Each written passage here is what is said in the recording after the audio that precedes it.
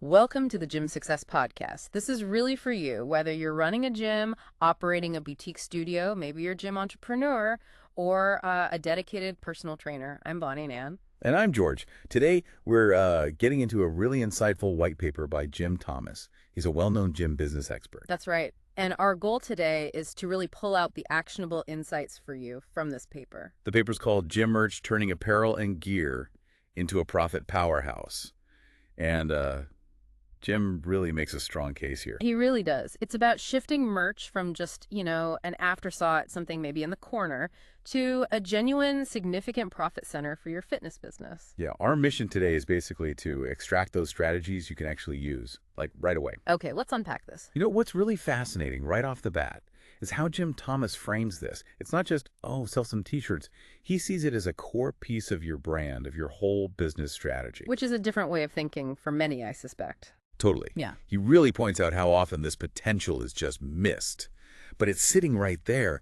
Huge potential for revenue, obviously, but also for building that deeper community connection in your gym. Yeah, turning an add-on into a real asset. Exactly. It's strategic. I think it's easy to get tunnel vision, right? You're so focused on memberships, on training schedules, which are absolutely crucial, of course. The bread and butter. The bread and butter, yeah.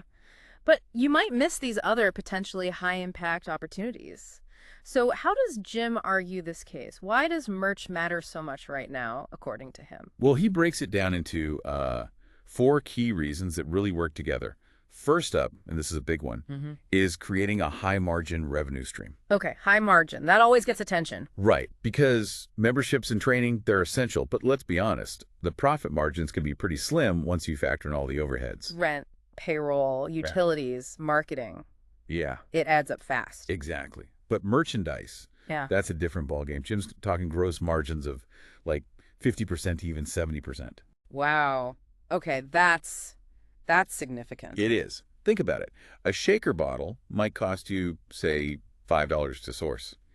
You could easily sell that for $20. Or a good quality hoodie. Maybe cost you $12. Retails for $45, maybe more. So that profit isn't just a little extra cash. Not at all. If you look at the bigger picture, this isn't just about selling a few items. It's about diversifying your income, building a more resilient business. Yeah. You know? Having that flexibility, unlike membership dues, which often get eaten up by fixed costs straight away. Precisely. This merch profit, it's more flexible capital. You can reinvest it, use it for staff development, or just have a cushion for slower months. It gives you options. Those numbers are really compelling. It's a totally different financial picture than the usual membership margins. Okay, so high margins is reason 1. What's next? Number 2 is you already have a built-in audience. Think about it. You've worked hard to build this community, right? Hopefully. Yeah. Your members, your loyal clients, Jim calls them raving fans. They already feel connected. They have pride in what they achieve at your gym. Okay. And he uses this great phrase he calls branded gear tribal armor. Tribal armor. I like that. Yeah, it's this outward sign, something tangible that shows their commitment. Commitment to your gym, to their own fitness journey, to the community you've built together. Yeah. It's like wearing their identity. That tribal armor idea, it really makes you think about how that visual element affects their connection, their loyalty. How does Jim link that pride to keeping members long-term? Well, that flows right into his third point, better retention and loyalty. Ah, okay. When members actively choose to wear your brand, a t-shirt, a hoodie, carrying that branded bottle, it really deepens their emotional investment. It's not just a transaction anymore. It's more personal. Way more personal. Your gym isn't just a place they go. It becomes part of who they are. And that naturally boosts retention. They feel more connected, like they belong. They're invested. They become stakeholders in a way. Exactly. And then the fourth reason sort of builds on all of this. It's a dream for any business, really. Free marketing. Can't argue with free marketing. How does that work here? Well, it's simple but powerful. Your members, just by wearing your gear out and about, become walking, talking billboards for your brand. Right. Every trip to Starbucks in your branded hoodie, every grocery run, school pickup, even just a gym selfie they post online. It all turns into passive, free promotion for your gym. It's organic, it's authentic, and it's constantly reinforcing your brand out there in the community. No extra ad spend required. That's word of mouth, but visual. Very powerful. Okay, so the why is clear. High margins, built-in audience, loyalty, free marketing. It's a compelling package. Definitely. But knowing why isn't enough, right? To actually make this work, you need to know what to sell. This is where it gets really practical. What kind of products does Jim Thomas recommend focusing on for maximum impact and profit? Right. This is key. Jim gives some really clear criteria. He says focus on stuff that's affordable to produce, easy to sell, things your members will actually wear or use often. And this is important items that have a high perceived value. Okay. Affordable, easy, frequently used, high perceived value. Makes sense. You got to think about what people already use for their fitness routine or just in their daily lives. So what categories hit those marks best, according to him? It can't just be slapping a logo on anything, right? No, definitely not. Apparel is obviously central. Your core items, t-shirts, hoodies, maybe tanks, leggings. But here's a crucial point he makes. Use premium blanks. Ah, quality matters. Big time. It's not just about the logo. The actual garment needs to be comfortable, durable, something people genuinely want to wear because it feels good and lasts. It reflects on your brand's overall quality. Good point. Cheap shirt cheapens the brand perception. Exactly. And the design needs thought, too. Does it fit your vibe? Bold logos for a high-energy place, maybe cleaner designs for a more minimalist studio, motivational slogans, fun taglines. So design intent is key. Absolutely. And he also stresses keeping things fresh, rotating designs seasonally, doing limited drops that keeps interest high and encourages repeat purchases, creates a bit of buzz. Right. So it's not just a gym t-shirt. It's the cool new t-shirt people want, maybe even collect. That subtle shift makes a difference. Huge difference. Okay, next up, custom shaker and water bottles. Oh, yeah. Everyone needs those. Always. They're super affordable to source, really functional, and gym goers are always needing new ones or wanting extras. He suggests things like limited edition themes, maybe tie it to a challenge, like a beast mode bottle. Ah, I like that. And they make great, easy add-ons for membership signups or challenge bundles. Simple upsell, but genuinely useful for the member. I can see those flying off the shelf. What else is on his high-impact list? Hats and beanies. Great appeal. And crucially, minimal size issues. Ah, fewer returns and exchanges. Smart. Yep, simplifies your inventory. And Jim suggests getting creative with them.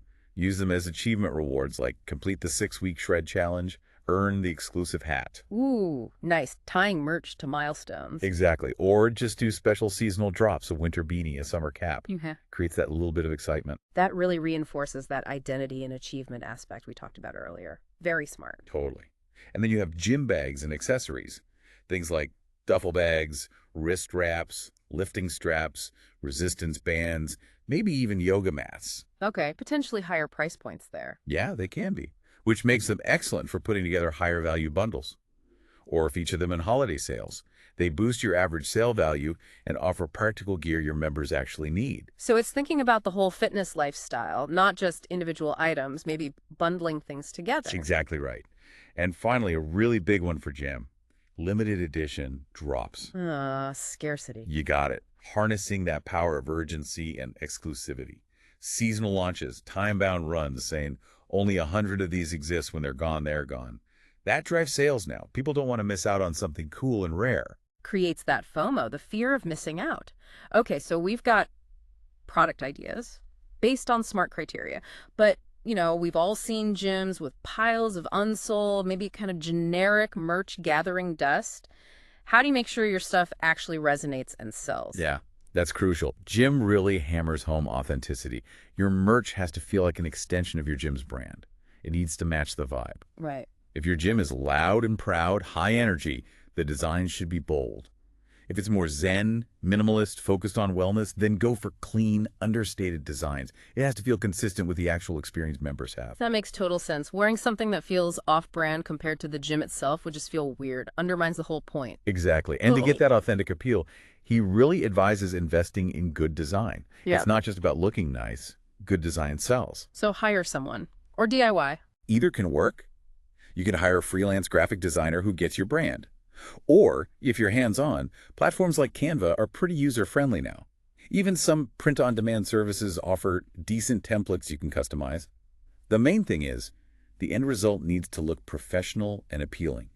It reflects on your gym. So it's more than just the logo. It's about creating something people are actually proud to wear. That's the core of it. Yeah. Jim says you need to think like a brand. He uses the Nike example. They don't just sell shoes, right? They sell inspiration, performance, a whole lifestyle. Right. The just do it feeling. Exactly. Your merch needs to evoke something similar for your members. Identity, pride, maybe achievement, community. Every single item, he says, needs to answer the question for your member. Why would I wear this with pride? Why would I wear this with pride? That's a really powerful filter for deciding what to produce if it doesn't pass that test. It's probably going to sit on the shelf, no matter how cheap it was. Okay, that really elevates the thinking. So, assuming you've got great, authentic designs on the right products, how do you sell smarter? Jim mentioned some powerful psychological triggers. Yeah, he focuses on two big ones, scarcity and social proof. We touched on scarcity with limited drops. Right, the FOMO effect. Exactly. It triggers that urgency. Using phrases like only 50 hoodies available or this design disappears after this week, it makes people act now instead of thinking maybe later. Helps manage inventory too. Makes sense. And social proof. How does that work for gym merch? Social proof is huge. People are influenced by what their peers are doing, wearing, using. Seeing others with your product builds trust and makes it seem more desirable. So how can gym owners actually leverage that? Jim has practical ideas. Feature real members wearing your merch on your Instagram. Do Member of the Month spotlights showing them in your gear. Run hashtag contests like hashtag MyJimmyGear or maybe your gym name like hashtag ChanchaStrong. Get members sharing their own pics. Oh, user-generated content. That's powerful. Totally. You could even have a screen in the gym showing a rotating gallery of member merch selfies. It's your own community doing the selling, essentially. Super authentic. That is brilliant. Far more believable than a slick ad. Okay, scarcity, social proof, and then bundling. Yeah, bundling's a classic for a reason. It offers clear value to the customer and bumps up your average sale value.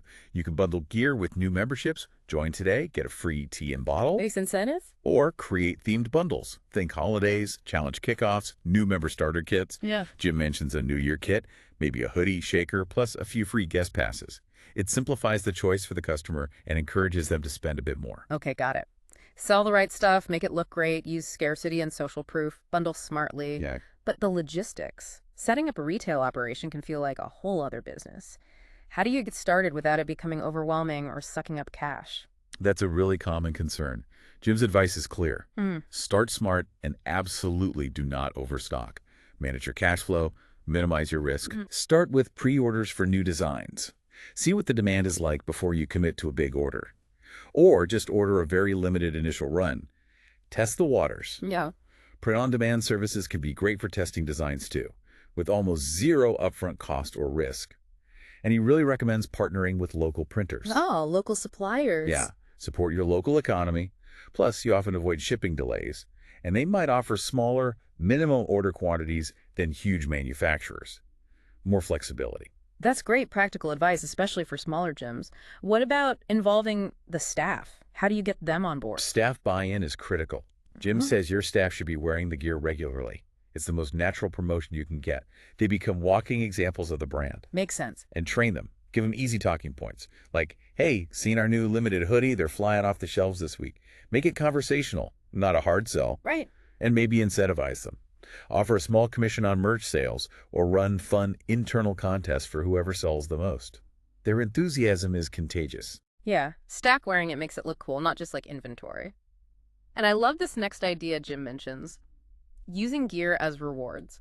Feels like a smart move. Oh, it's brilliant because you're tying a tangible reward directly to the behaviors you want to encourage: engagement, loyalty, referral. Like what specifically? Think. A free t-shirt for finishing a tough 6-week challenge.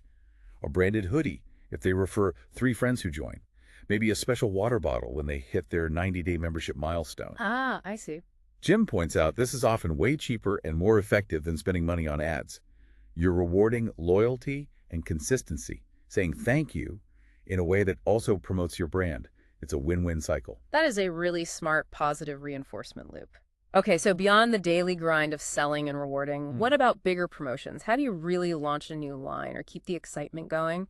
Jim had some cool ideas for that. He did. Really creative stuff, like host a launch party, make an event out of it, an evening social at the gym, maybe some music. Definitely have a retail table prominently displayed, get people excited, create an immediate buying opportunity. A fun event centered around the merch. Nice. Yeah. Or do a first 50 get it promo for a new item. Yeah. The first 50 buyers get a discount or a small bonus item. Creates instant buzz and urgency. Gets things moving quickly. Then there's the workout for the shirt idea. Earn a special limited edition tee by, say, attending 10 classes in a month. Oh, that's clever. Drives attendance, too. Exactly. It's not just about buying, it's about engagement. And Refer and Gear Up offer free merch when a member refers a friend who signs up. Leverages your current members to bring in new ones. Using merch as a referral bonus. Smart. And holiday gift packs, always a good one. Bundle up some gear, maybe add a guest pass. Makes gift giving easy for members and potentially brings new faces into the gym. Great for gifting season and introduces new people. And finally, those member spotlights we talked about. Keep featuring members in your gear, in the gym, online. It reinforces that social proof and makes your members feel like part of the story. So wrapping this all up, what's the big takeaway here? Jim Thomas's paper seems to say gym merch is way more than just, selling stuff. Absolutely. It's not just a side hustle. It's a strategic, potentially high-margin revenue stream, yes, but it's also a powerful tool for engaging your members more deeply, and it's an incredible brand amplifier. It really shifts the perspective. It's about seeing your members less like just customers and more like proud ambassadors for your community. Exactly. Which leads to, I think, a really important question for every gym owner or operator listening to consider. Okay. In today's world, where building loyalty in a strong community is so incredibly valuable, maybe even priceless, how much are you really investing in giving your members tangible, quality ways to physically show off the transformation, the pride, the sense of belonging they find with you? That is a powerful question to reflect on. How are you helping members wear their pride? This whole discussion based on Jim Thomas's white paper gives such a clear roadmap. It really does. For turning merchandise from an afterthought into a real profit powerhouse and loyalty builder. Now, if you're listening and thinking you need some help with this, maybe sourcing vendors, designing your brand look, figuring out pricing, creating those promo strategies, or even just getting it integrated with your POS system, Jim Thomas is the expert. He really knows his stuff in this area. You can reach him directly. His number is 214-629-7223. Or you can email him at jthomas@fmconsulting.net. Let me repeat that just to be clear. That's Jim Thomas at 214-629-7223 or email jthomas@fmconsulting.net. We really hope these insights help you unlock the potential in your gym's retail. Absolutely. Turn that merch into a powerhouse. Until next time on the Gym Success Podcast, keep building those amazing communities.